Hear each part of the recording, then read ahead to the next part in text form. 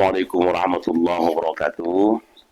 Ya, kita lanjutkan kaji kita menyambung kajian kitab Al-Jawharul Mawhub halaman 65. Pada beberapa kali pertemuan yang lalu kita udah mengkaji bab tersebut. Hari ini kita lanjutkan lagi. Silakan baca. Bismillahirrahmanirrahim. Maka dhamir fiha itu kembali kepada malam Lailatul Qadar pada jauhar dalam majhu jumhur Al-Mufassirin. Dan kata setengah mereka itu dikembalikan dhamir itu kepada malam nisfu Sya'ban, maka ditakdirkan segala perkara itu dan disabitkan di dalam suratan dan diberikan ia kepada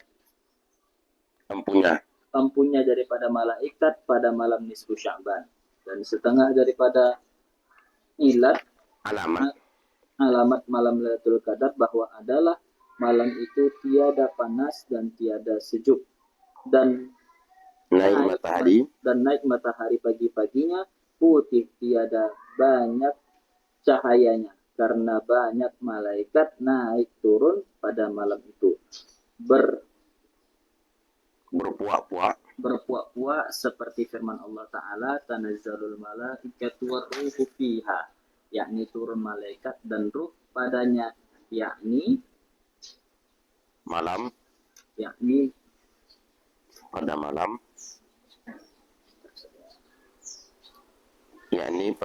Lailatul Qadar.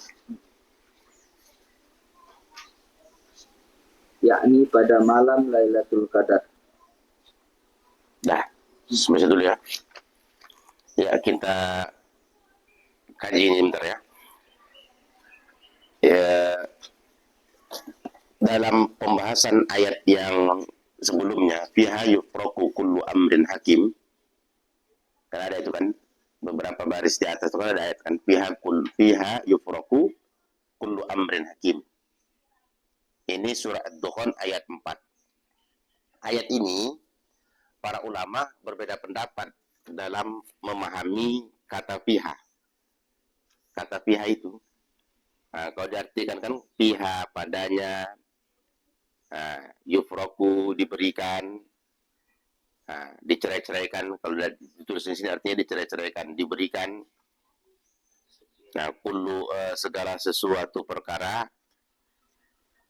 Jadi itu kan artinya itu. Jadi fiha itu ada yang memahami domir piha yang pada ayat tersebut kata dia itu kembali kepada malam Lailatul Qadar.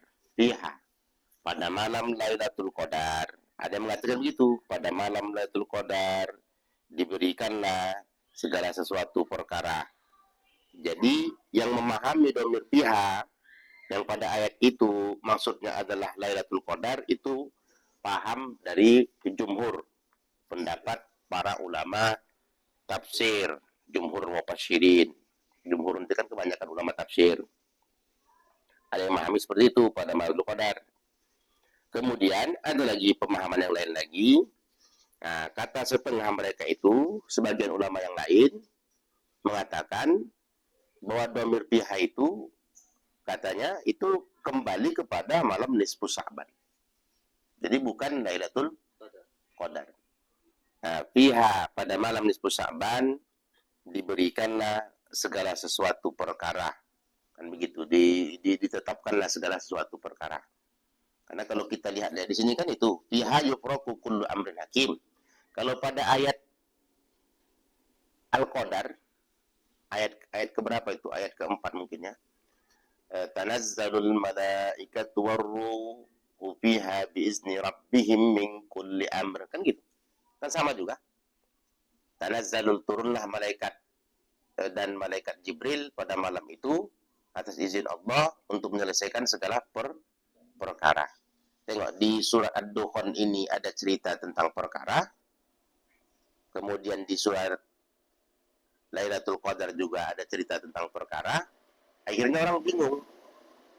Pada malam kapan sebenarnya takdir itu Allah tetapkan?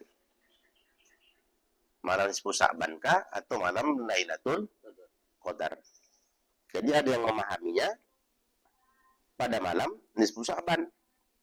Kemudian ada juga yang memahaminya pada malam Lailatul Qadar. Karena dari dalilnya ada seperti itu. Jadi bagaimana jalan tengahnya biar ayat ini tidak kontradiksi, biar ayat ini tidak tumpang tindih antara satu dengan yang lain. Karena kan kalau dalam ilmu apa kalau kita belajar usul fikih lah, ada namanya cara mentarji, cara mengunggulkan dalil, itu kan yang dipelajari di usul fikih. Jadi di usul fikih itu kalau ada dua dalil yang kontradiksi, yang ta'arud kata dia, bertentangan, maka cara yang terbaik itu kan pertama al-jam'u, menggabung dua. Sudah digabung dua, baru jadi nggak bisa digabung, baru diambil dalil dengan cara mengunggulkan, tarjih namanya. Jadi nggak boleh kita tarjih dahulu, lalu kita melupakan pengunggulan. Nah, kita tarjih dulu, lalu kita lupakan untuk menggabungkan al-jam'u. Nah, makanya di sini ulama mengambil jalan cara menggabung duluan, bukan mentarjih. Nah, tengok di terakhir tuh, perhatikan.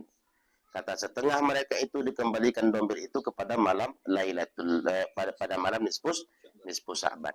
Jadi pada malam nisfu Sya'ban ditetapkan takdir. Ada yang mengatakan pada malam Lailatul Qadar juga ditetapkan takdir tersebut.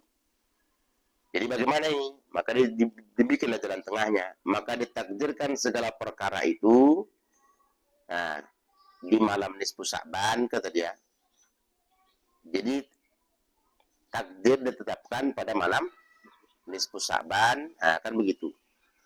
Malam nisfu Sya'ban maka ditakdirkan segala perkara itu dan disabitkan dia di dalam suratan, artinya ditetapkan dalam suratan ya dan diberikan kepada empunya daripada malaikat pada malam nisfu Sya'ban. Jadi begini, ditetapkan takdir seluruh makhluk untuk Allah menetapkan takdir seluruh makhluk yang ada di muka bumi ini pada malam nisfu Sya'ban.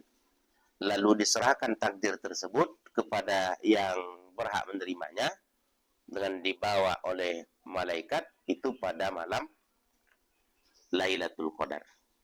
Dan begitu. Jadi itu yang harus kita ingat baik-baik. Jadi tidak ada kontradiksi antara dua ayat tersebut.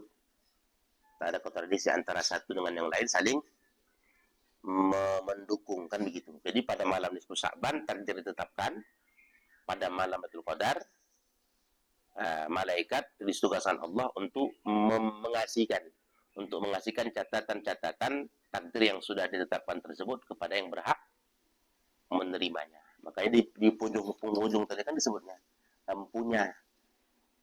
Nah, kan ada kan? Dan diberikan kepada empunya. Yang punyalah empunya daripada malaikat pada malam nisfu Sya'ban. Kata dia kan, empunya daripada malaikat pada malam nisfu Sya'ban.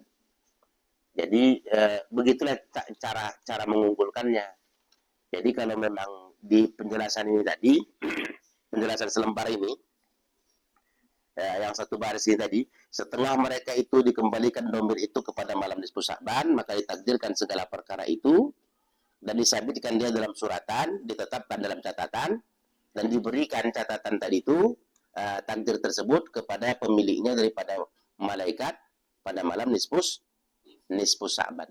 Jadi dia pengarang kitab ini hanya mencoba untuk mengemukakan perbedaan pendapat dari dua paham tadi.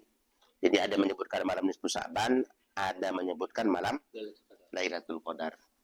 Makanya jalan tengahnya, jalan keluarnya, seperti yang saya sebutkan di awal tadi. Itu yang ditulis oleh Sayyid Muhammad Alawi Al-Maliki di dalam kitabnya Mazhafi Sya'ban. Nah, itulah jalan keluarnya. Kemudian itu begitu juga pun ditulis oleh ulama yang lain, Syekh Ahmad Al-Hijazi dalam Tuhfatul Ikhwan. Jadi Syekh Ahmad Al-Hijazi mengambil jalan tengahnya seperti itu. Pada malam nisfu Sya'ban ditetapkan takdir.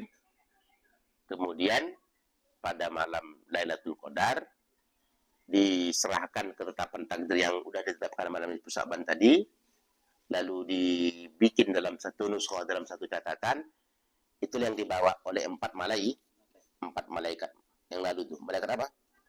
Jibril, Mikail, Israfil, dan Israel. Iya. Ada itu yang udah lalu yang kita bahas, malaikat Israel, malaikat maut. Malik ya? Malaikat maut. Oke, lanjut lagi. Tadi sudah ya? Tadi sudah. Kemudian ini pula. Dan setengah daripada alamat malam Lailatul Qadar, ini dia menjelaskan tentang tanda-tanda. Tanda-tanda malam Lailatul Qadar itu adalah bahwa malam itu tidak panas, tidak sejuk. Naik matahari pagi-paginya putih, tidak banyak cahaya. Karena banyak malaikat naik turun. Pada malam itu berpuak-puak. Berpuak-puak ini berkelompok-kelompok. Bergelombang-gelombang. Begitu. Jadi sekali lagi ya, saya ingatkannya, tidak ada kita yang tahu malam Qadar itu sesungguhnya, tak ada yang tahu. Allah lah yang tahu kapan malam Lailatul Qadar itu. Cuma ada riwayat, ini riwayat yang menunjukkan tanda malam Qadar, kata dia. Jadi disebutkan di sini tanda malam Qadar itu cuaca, kata dia, cuaca pada siang harinya bahwa adalah malam itu, pada malamnya itu, kata dia, tak panas, tak dingin. Berarti tak terlalu panas sekali, tak hujan, tak dingin. Ya, carilah kalau ada di satu malam tak panas, tak dingin, panas kali tidak, dingin kali tidak, nah, berarti tanda malam Qadar. Jadi itu. Kurasa kalau kita di Medan ini mana ada cerita tak panas. Panas lah. Gitu. Tiada panas, tiada sejuk, tiada dingin. Kemudian naik matahari pagi-pagi, matahari itu muncul, naik katanya. Matahari itu muncul waktu pagi, putih. Putih, tak banyak cahayanya. Berarti taklah seperti kata, macam ini kan terang nih cahayanya, siang nih. Nah, tapi kalau yang seperti disebutkan ini, matahari itu naik, kata dia, tiada banyak cahayanya. Tak terang kali. Kenapa tak terang kali? Tapi bukan mendung ya. Nah, karena banyak malaikat naik turun pada malam itu. Jadi saking penuh sesaknya bumi ini, banyak malaikat naik turun berkelompok-kelompok sampai berpengaruh kepada cahaya matahari yang muncul di pagi hari itu. Nah, begitulah ketentuannya yang harus kita pahami baik-baik. Makanya kan disebut definisi malam Qadar itu sendiri kan berbeda-beda. Kita selama hari yang kita pahami malam Qadar itu apa? Malam penuh kemuliaan. Malam Qadar, malam yang pahala berlipat ganda. Malam Qadar, malam sempit, karena saking banyak malaikat yang turun. Tapi ada lagi menyebutkan malam Qadar, Qadaro, takdir, kan begitu kan? Nah, Qadaro, penentuan. Nah, malam penentuan takdir. Nah, itu tadi ada yang memahami pada malam Lailatul Qadar penentuan takdir. Tidak, takdir sudah ditentukan nisfu Sya'ban, diserahkan ketentuan tadi pada malam Lailatul Qadar, begitu. Sudah paham kan kira-kira? Nah, kemudian yang berikutnya lagi, berpuak-puak kata dia, berdasarkan firman Allah, tanazzalul malaikatu waruh. Nah, ini dia ayat keempat surat Al-Qadar. Turunlah malaikat dan ruh pada malam itu, malam Lailatul Qadar. Yakni turunlah malaikat dan ruh padanya, yakni pada malam Lailatul Qadar. Itu arti itu. Nah, belum dijelaskannya. Ruh itu apa? Apakah ruh itu malaikat Jibril? Selama hari ini kita pahamkan ruh itu kan malaikat Jibril. Tapi dia nggak menjelaskan di sini apa maksud ruh itu, siapa itu ruh sebetulnya. Nah, betulkah malaikat Jibril yang turun atau ada malaikat yang lain? Nah, nanti kita kaji lebih lanjut penjelasan itu. Silakan baca. Dan diriwayatkan dalam pada malam Lailatul Qadar itu turun malaikat dan mereka itulah yang diam pada Sidratul Muntaha, dan Jibril alaihi salatu wassalam dan sertanya 4 panji, maka diberdirikan satu panji di atas kubur Nabi Muhammad Sallallahu Alaihi Wasallam, dan satu panji didirikan atas Baitul Maqdis, dan satu panji didirikan atas Masjidil Haram, dan pada setengah riwayat atas Baitullah, dan satu panji didirikan atas Bukit Tursina.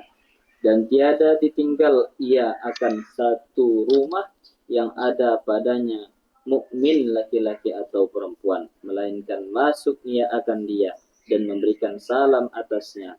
Berkata ia, wahai mukmin laki-laki atau mukmin perempuan, bahwasanya Tuhan yang bernama Salam memberi salam akan kamu, melainkan orang yang mengkali meminum arak dan memutuskan tali silaturahmi, dan orang yang memakan daging babi. Nah, ini kalau dibacanya ayat nih, itu makanya demo tentang babi semalam. Ya, ada cerita daging babi. Nah, perhatikan ya. Diriwayatkan adalah pada malam Lailatul Qadar itu turun malaikat. Nah, jadi malam Lailatul Qadar turun malaikat, dan mereka yang diam pada Sidratul Muntaha. Yang turun itu adalah malaikat yang berada di Sidratul Muntaha, yang tinggalnya Sidratul Muntaha. Nah, itu maksudnya itu. Pada malam Lailatul Qadar itu turun malaikat, dan mereka lah yang diam pada Sidratul Muntaha. Nah, malaikat yang tinggal di Sidratul Muntaha. Dan Jibril alaihi salam, nah, begitu juga yang turun, ikut juga malaikat Jibril.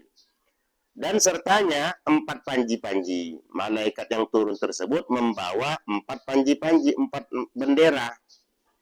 Panji-panji itu bendera, tanda kebesaran yang dibawa. Nah, maka didirikan satu panji, satu bendera. Ada 4 bendera yang dibawa, diletakkan atau ditegakkan satu bendera di atas kubur Nabi Muhammad SAW. Kemudian satu bendera lagi didirikan di atas Baitul Maqdis, dan satu bendera lagi, satu panji lagi didirikan di atas Masjidil Haram. Dan setengah riwayat, ada riwayat lain yang menyebutkan didirikan di atas Baitullah. Nah, jadi tadi kan di Masjidil Haram ada yang menyebutkan begitu, ada juga menyebutkan di Baitullah, di Ka'bah itulah Baitullah kan gitu. Nah, kemudian dan satu panji lagi didirikan di atas Bukit Tursina.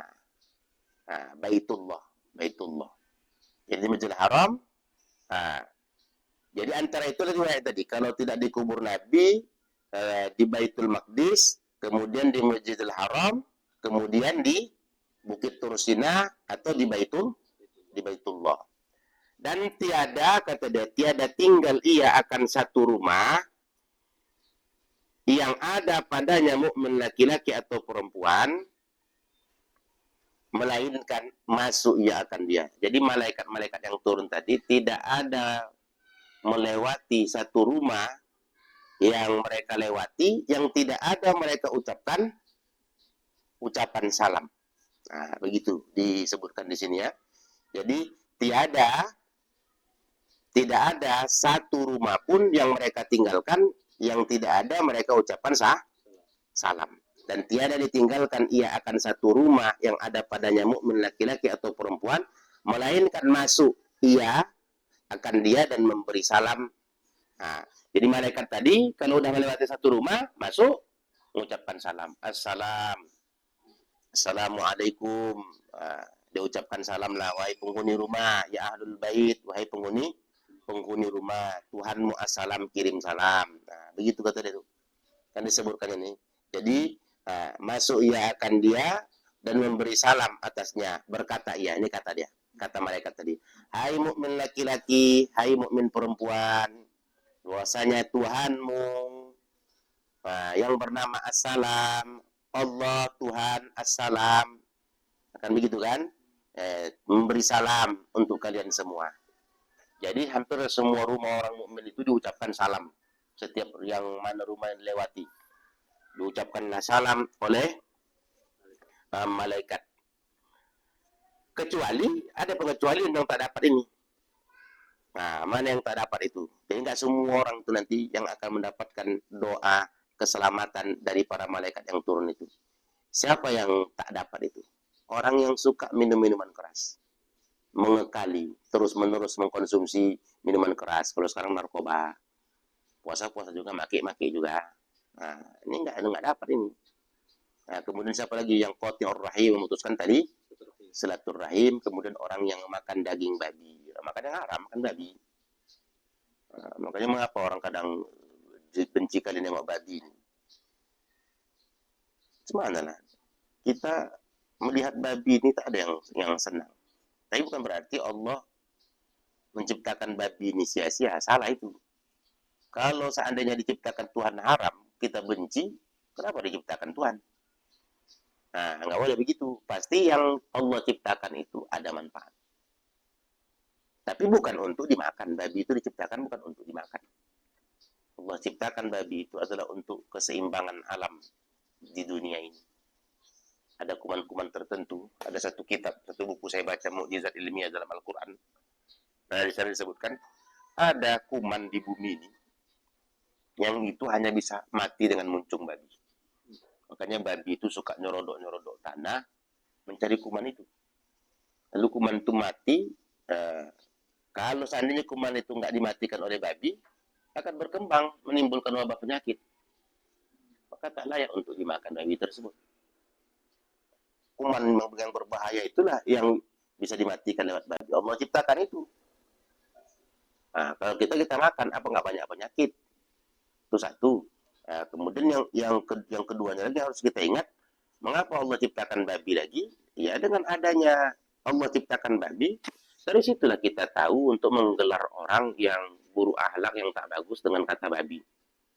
Ini begitu. Kalau seumpama nggak ada dulu babi, mungkin kita nggak bisa maki-maki orang. Nah, makanya dengan ada babi itulah mungkin kita bisa maki orang. Oh, ini ya, BABI tahu orang kan gitu.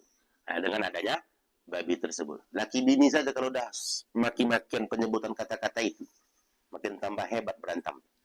Nah, kenapa? Karena hewan yang Allah haramkan, sampai dilayangkan benda yang diharamkan itu ke muka dia. Di situ yang kadang membuat orang marah. Jangankan kita ya, yang pengkonsumsi itu saja kalau disebutkan itu, ngamuk dia. Padahal itu menjadi makanan dia. Ya, terus. Dan daripada Anas radhiyallahu anhu bahwasanya Rasulullah sallallahu alaihi wasallam bersabda, apabila adalah pada malam Lailatul Qadar turun Jibril di dalam perhimpunan daripada malaikat. Mesolawat mereka itu dan memberi salam mereka itu atas tiap-tiap orang yang berdiri dan yang duduk, yang menyebut akan Allah Ta'ala. Iya. Tadi kan penyebutan riwayat yang di atas kan umum. Sampai orang-orang tidur pun seolah-olah dapat salam. Rumah-rumah yang ada orangnya tak ibadah pun seolah-olah diberi salam. Diperjelas lagi oleh riwayat ini. Daripada Anas, kata dia kan, riwayat daripada Anas radhiyallahu an, bahwasanya Rasulullah bersabda, apabila datang malam Lailatul Qadar, adalah pada malam Lailatul Qadar, malaikat Jibril itu turun. Karena ada kata ruh tadi kan. Malaikat Jibril itu turun dan malaikat-malaikat yang lain dalam kelompok kumpulan malaikat yang begitu banyaknya. Bagaimana malaikat itu mendoakan mereka itu, dan mereka itu juga memberikan salam kepada tiap-tiap orang mukmin yang berdiri, berqiyamul lail, yang duduk, yang berzikir, berarti yang beribadah. Yang beribadah itu yang mendapatkan. Nah, sementara yang tak beribadah tidur dia di rumah, belum tentu dapat. Jadi riwayat yang kedua ini mempertegas penjelasan hadis di atas tadi yang belum duduk lah. Kita rasa masih mengambang dia. Karena sifatnya tadi kan umum di atas. Sudah dijelaskan di bawah, jadi yang mendapatkan salam itu hanya orang-orang yang beribadah. Itulah makanya Rasulullah menyuruh taharru Lailatul Qadri fi asri awakhir min Ramadan.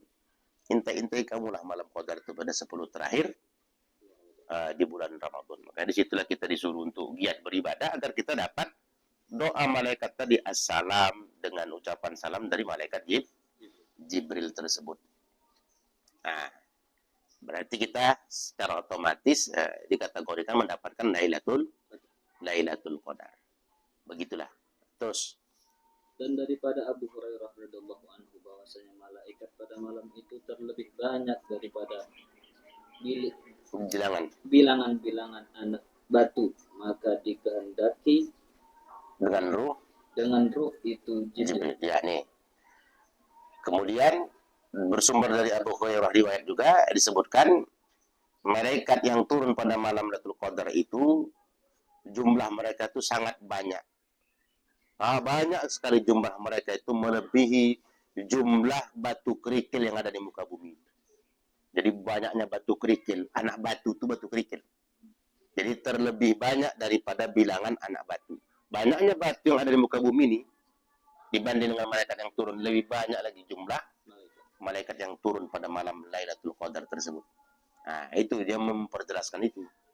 Nah, kemudian dikehendaki dengan ruh, kan ada kata ruh tadi kan? Tanazzalul malaikatu warruh. Dimaksud dengan kata ruh itu adalah malaikat Jibril. Jadi jelas, ruh itu adalah malaikat Jibril. Nah.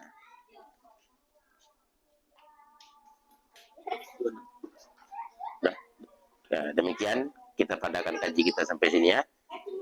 Pertemuan akan datang kita lanjutkan lagi. Demikian. Assalamualaikum warahmatullahi wabarakatuh.